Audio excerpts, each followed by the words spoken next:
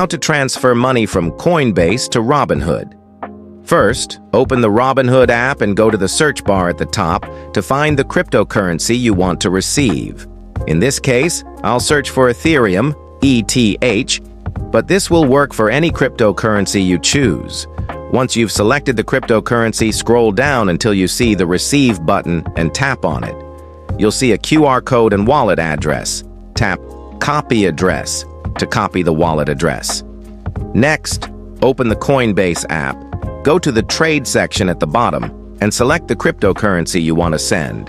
In my case, it's Ethereum. Scroll down to your primary wallet and tap on it. Then click the Send button at the top. Enter the amount of Ethereum you want to send and paste the wallet address you copied from Robinhood. After pasting it, tap Preview Send to review the transaction details, including the amount, the address, Coinbase fees, network fees, and the total amount.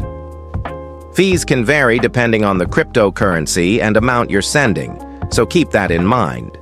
Once everything looks good, click Send, and your cryptocurrency will be transferred to your Robinhood wallet.